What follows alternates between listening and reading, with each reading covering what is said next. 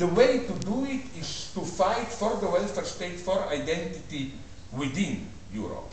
The tragedy is that because economically we are more and more in a global world, to disjoin from Europe doesn't mean you step out of world economy. It means you are still included in it, but in a much more brutal way, lacking the minimal regulations of ecological standards and so on and so on. So again, I know this is a problematic stance, and this is an aspect that I don't like, for example, from what I hear, in today's Greece. Because they claim, oh, Europe disappointed us, and so on and so on. So now they are already getting something they will not like, China. For example, if you know Greek friends, ask them about, how do you pronounce, Piraeus, the port of Athens. You know, the port of Athens was, now, half a year, 1 year ago, bought by Chinese capital.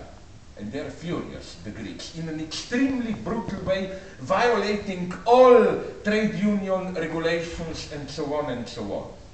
This is also my point that some leftists don't like, that we are okay, every sincere leftist should contribute money to build a monument to George Bush. Why, ironically? Because his great achievement was that United States more or less lost its unique state, no? He was, you know, under his rule, United States lost key influence in Latin America, all around. Like, we are moving to a decentered, multicentric world. But this also means that, while I'm still very critical of American economic politics and so on, no question about that, but nonetheless, we should just apply the same critical analysis to other nations. For example, what about already clear elements of Chinese neocolonialism? The way that China is active in Burma, Myanmar. Sorry?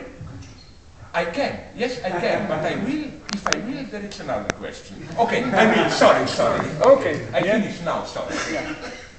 One more question and a brief answer, which is nigh to impossible. But there are 3 hands up. Yeah, but... okay, let's combine them. If you can make it short, I will be shorter. I commend, you are a lady and you are red, so red lady, yes. I was wondering about, I have a question about your notion of cynicism in movement, and specifically in the Occupy movement, and whether you think what the role is of cynicism in the movement, and whether does the Occupy movement require what you called, or what you said Kant called an enlightened false consciousness? No, let me be very clear. Okay. Here I can answer you briefly. Okay. No, precisely this type of cynicism is for me simply the feature of ruling ideology. I absolutely don't think there is, and I hope you also, that there is any continuity here. I mean, I don't think, you know, some idiots still think that there is something subversive in cynicism, like it nonetheless make fun of and so on. No, I don't think.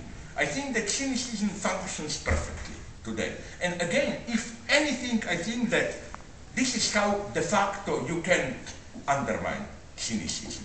No, so completely non-subversive cynicism. Yeah, completely. Yeah. Sorry. Now now I start. This is the last question. No, the last 2. Last 2. No, we started. Sorry. No, we are like Sparta, the greatest democracy. The 2 kings. Then I invite you to that disgusting black soup or what that I think the Spartan kings were eating. Okay, please. If you believe that stepping down from the